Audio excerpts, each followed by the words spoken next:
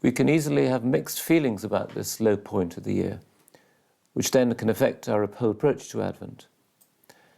At best, we look forward in hopeful expectation to celebrate the Lord's birth at Christmas and try to sharpen our focus, heeding John the Baptist's call and preparing to welcome the Messiah. However, we must be realistic. We're not disembodied beings, and whatever affects us physically is going to create ripples in various directions. And one obvious factor is the steadily fading light as we approach the solstice. At the start, it's only fair to say that being affected by the surrounding darkness is no reflection on us. We could offer it up as a pleasing sacrifice to God, even as we struggle to rise in midwinter. Our feelings are not so important. Instead, the honest attempt to be open to God's sometimes baffling plans for us this Advent. As Benedict says of Lent, we seek to wash away in this holy season the negligences of other times. Of course, Advent immediately follows November and its focus on prayer for the dead. So our thoughts at this time may be tinged by memories of loss, whether bereavement or other missed opportunities of various kinds. So having to bid farewell to the sun as it heads for a midwinter break can seem like quite bad timing. But this apparent negative image can be turned around to some extent if we know how to savour the rich imagery of light and dark, which is so central to Advent. Even on a purely natural level, this makes sense as we move to the depths of winter and look forward eagerly at last to the slowly lengthening days after December 21st. We're called to reflect on the example of John the Baptist, who was not the light, only a witness to speak for the light. The Word was the true light that enlightens all men. John as herald is crucial, but in his humility he never places himself before the message he's called to deliver. He must grow greater, I must grow smaller. We could say the lesser light is removed because the greater light has come. John's celebration of his birthday in midsummer, not by chance, marks the start of the slow drift to the dimming light of autumn and winter. Likewise, as the shortest day approaches, we draw closer to the dawning of the true light.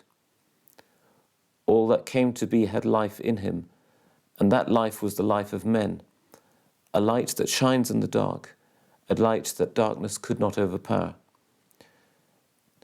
So darkness, while certainly suggesting possible danger and uncertainty, is also strangely where the stirrings of new life and hope are found. As in a cool wine cellar or in the womb, darkness is a zone of possibility, fruitfulness, a future harvest. On one hand, it may give free rein to the forces of chaos. The kingdom of heaven may be compared to a man who sowed good seed in his field. While everybody was asleep, his enemy came, sowed darnel among the wheat, and made off. When the new wheat ripened and sprouted, the darnel appeared also. More hopeful but also challenging is the image from the Book of Wisdom.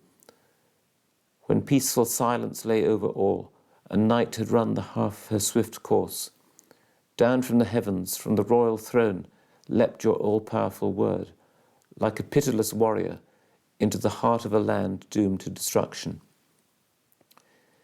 In the dark, our pupils expand, and we are alert to the slightest glimmer of light, which can allow us to walk safely again.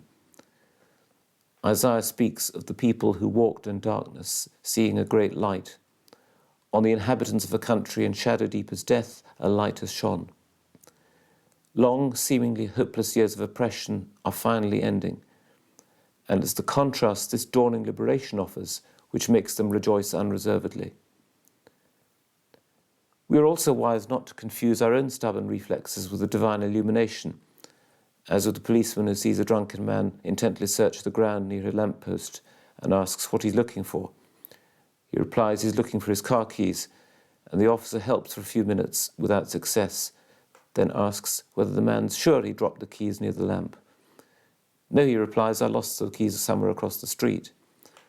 Why, look here, he asks, irritated. The light's much better here, the man explains. And Advent's goal of the true light that enlightens all men takes us on a sweep through salvation history. In that interplay of light and dark, warmth and chill, we see glimmerings in the far distance of what in the light of the Holy Spirit we begin to grasp more fully. In one of the most dramatic and striking biblical examples of God's long reach by using unexpected channels, we have the pagan prophet Balaam. Having been summoned by King Balak of Moab to curse the advancing Israelites, Balaam complies and travels to meet the king. But, completely to his and everyone's surprise, he finds himself unable to curse as required. In a long poem, he passes on what has been made known to him, and again an unquenchable light is at its heart. I see him, but not in the present. I behold him, but not close at hand. A star from Jacob takes the leadership. A scepter arises from Israel. As the psalmist notes, God's time is not ours. You turn men back into dust and say, go back, sons of men. To your eyes 1,000 years are like yesterday come and gone, no more than a watch in the night. So we try to avoid over-agitation and impatience when signs of God's presence and protection seem few and far between. As with that mysterious passage in Isaiah, where the sentinel is appealed to for news of a relieving army. Watchman, what of the night? And the question gets an equally mysterious answer to the effect that there is still no news, but feel free to ask again. Morning is coming, then night again. If you want to, why not ask? Turn round, come back.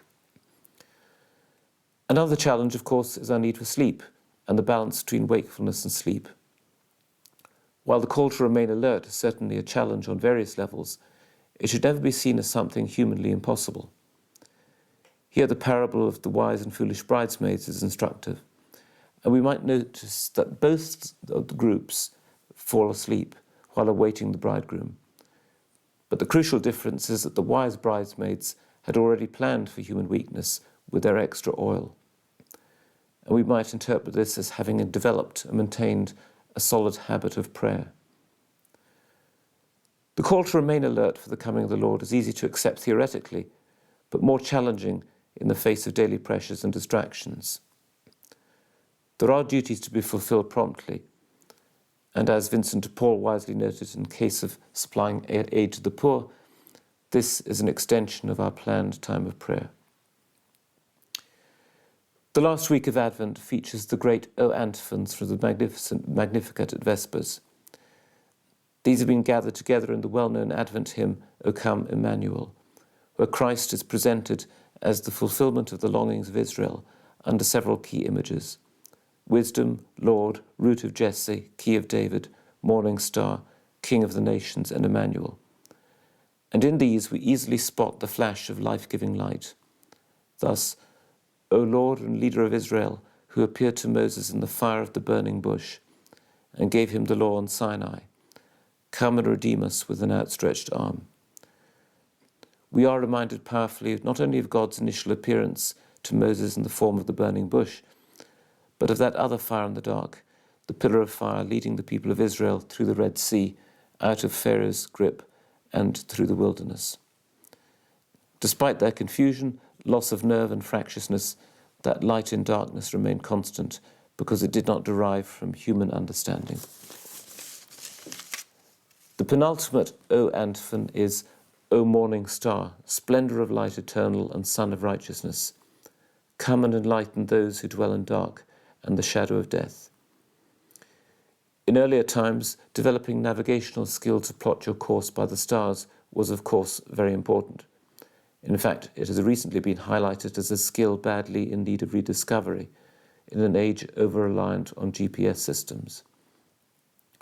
The visible morning star, as with the light of the Magi, holds out to us also the assurance of daybreak and the conquest of the night. And may God bless you this day.